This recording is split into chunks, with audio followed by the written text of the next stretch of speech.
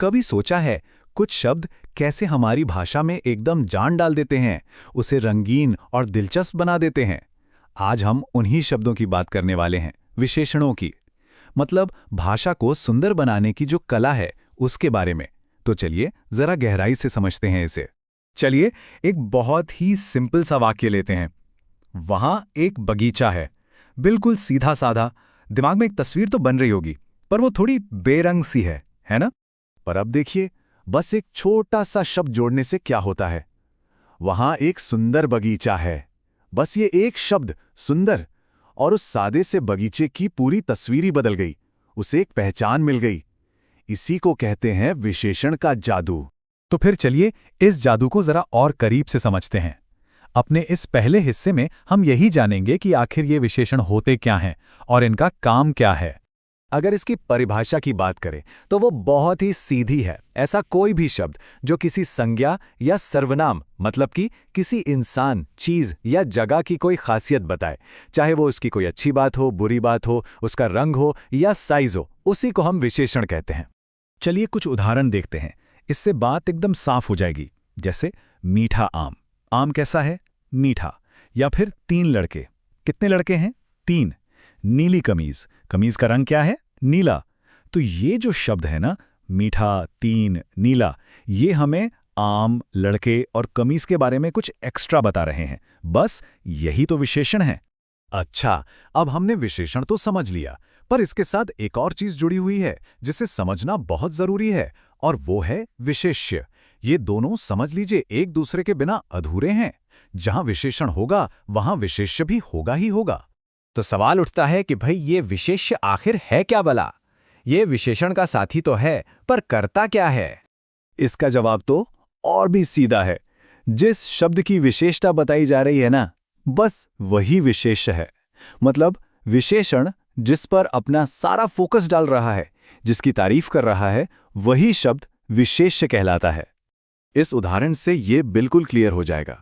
मान लीजिए हम कहते हैं बुद्धिमान लड़की। अब यहां विशेषता क्या है? बुद्धिमान होना। तो बुद्धिमान हो गया विशेषण, और ये विशेषता किसकी है? लड़की की। तो लड़की शब्द यहां पर हुआ विशेष्य। सिंपल। ठीक है, तो अब हमें बेसिक बातें तो पता चल गई हैं, तो थोड़ा और आगे बढ़ा जाए। अब बात करते हैं विशेषण के अलग अलग प्रकारों की, क्योंकि ये सिर्फ एक ही तरह के नहीं होते। इनके मेनली 4 टाइप हैं और हर टाइप का काम थोड़ा अलग है। तो ये 4 प्रकार हैं: गुणवाचक, संख्यावाचक, परिमाणवाचक और सार्वनामिक।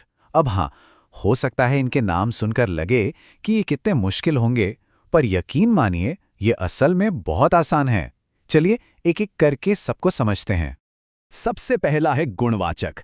देखिए, इसके तो नाम में ही गुण है, तो जाहिर है ये किसी के गुण, दोष, रंग, आकार, मतलब क्वालिटी के बारे में बताता है। जैसे काला कुत्ता में कुत्ते का गुण क्या है? कि वो काला है। ऊंचा पहाड़ में पहाड़ कैसा है? ऊंचा। ये सब गुणवाचक विशेषण हैं। दूसरा टाइप है संख्यावाचक। इसके भी नाम में ही जवाब छुपा है। संख्या मतलब नंबर। तो ये संज्ञा या सर्वनाम की गिनती बताता है, सीधी सी बात। जैसे 4 आम। कितने आम? 4। या फिर कुछ लोग। कितने लोग? कुछ।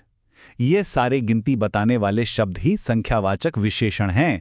तीसरे नंबर पर आता है परिमाणवाचक। अब ये उन चीजों के लिए हैं जिन्हें हम 1, 2, 3 करके गिन नहीं सकते, बल्कि नापते या तौलते हैं। जैसे चावल, पानी, दूध। तो कितना चावल? 2 किलो चावल। कितना पानी? थोड़ा पानी। ये जो नाप तौल या मात्रा बताने वाले शब्द हैं, ये होते हैं परिमाणवाचक। और हमारा चौथा और आखिरी प्रकार है सार्वनामिक विशेषण। ये थोड़ा सा ट्रिकी है। इसमें होता क्या है कि जब कोई सर्वनाम शब्द, जैसे कि यह या वह, किसी संज्ञा के ठीक पहले लगकर उसकी तरफ इशारा करता है ना, तो वो सर्वनाम नहीं रहता, विशेषण बन जाता है। जैसे मैं कहूं यह घर, तो मैं किसी खास घर की तरफ इशारा कर रहा हूं। कौन सा घर? यह घर। या वह लड़की। कौन सी लड़की? वह लड़की। चलिए अब एक बहुत ही मजेदार और एडवांस्ड लेवल की बात करते हैं। सोचिए, क्या कोई ऐसा शब्द हो सकता है जो खुद विशेषण की ही विशेषता बताए? मतलब एक एडजेक्टिव का भी एडजेक्टिव। है ना सोचने वाली बात, कि जो शब्द खुद किसी चीज को डिस्क्राइब कर रहा है, क्या हम उसे भी डिस्क्राइब कर सकते हैं? तो जी हाँ, हिंदी ग्रामर में इसका जवाब है बिल्कुल कर सकते हैं।